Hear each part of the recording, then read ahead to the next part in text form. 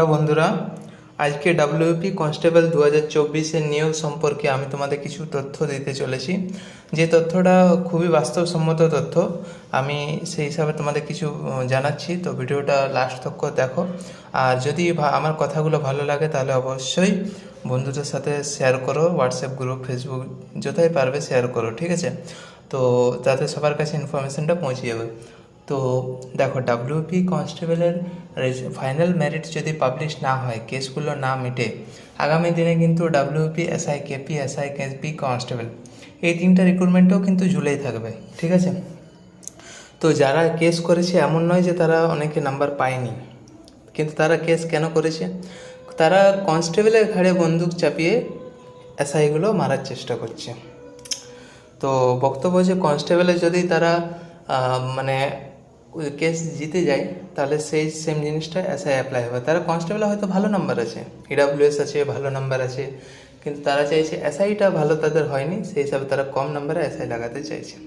এবার বক্তব্য হলো, গতকালকে আমি দেখলাম পুরো ভিডিওটা, হাইকোর্টের অমৃতা সিনহা ম্যাডামের যে ভিডিওটা। তো ম্যাডামের তো কাজই হচ্ছে ডেটের পর ডেট দিয়ে যাওয়া। কেস সলভ করবে কি ডেটের পর ডেট দিয়ে যাবে, একটু লজ্জা খানিক নেই, ঠিক আছে? ম্যাডামের 1% লজ্জা নেই যে মাস পড়লে তারা বেতন নিতে থাকবে আর খালি ডেটের পর ডেট দিতে থাকবে। এটা আমরা দেখে আসছি গত 6 মাস থেকে। ইন্টারভিউ কমপ্লিট হয়ে গেছে ফেব্রুয়ারি মাসে, তারপর থেকে এরকম চলছে। তো যাদের উদ্দেশ্যে কেস করছে তাদের মানে তাদেরকে নিয়ে তোমাদের মতামত আমাকে কমেন্ট সেকশনে জানাও। তাদের প্রতি তোমাদের কী মতামত, যে কেমন তারা। তো তোমাদের আমার যা মনে হচ্ছে, ভোটের আগে সরকার বলেছিল জয়েন করাবে, করাতে পারলো না, লাস্টে সে সেন্ট্রাল ফোর্স দিয়ে করালো। সিএম পরবর্তীকালে শুভেন্দু অধিকারী মহাশয় বলল, মানে বিজেপি যখন জিতলো ভোটের পরে, তখন তিনি আশ্বাস দিলেন কি পুজোর আগে জয়েনিং করাবে। কিন্তু তারপরে গিয়ে দেখা গেল এবার কিন্তু সেন্ট্রাল ফোর্স পুজোতে নামতে চলেছে, এটা আমি শুনতে পাচ্ছি।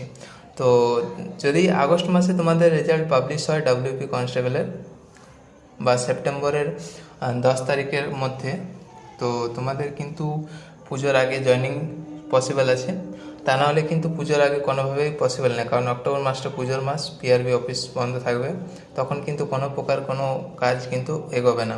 তো তোমরা মেল ক্যাম্পেনিং করো, আন্দোলন করো, বৃহত্তর আন্দোলন করো, যেটাই করো না কেন, ডাব্লিউপি কেপি যৌথ মঞ্চ থেকে যাই করো না কেন, রেজাল্ট কিন্তু যেমন এই মাসে কিংবা পরের মাসের ফার্স্ট উইকের মোটামুটি 10 তারিখের মধ্যে যেমন পাবলিশ হয়, নাহলে কিন্তু সবাই কিন্তু প্রবলেমে থাকবে। এবার দুর্গাপুজোটা কেউ ডিউটি করতে পারবে না। এই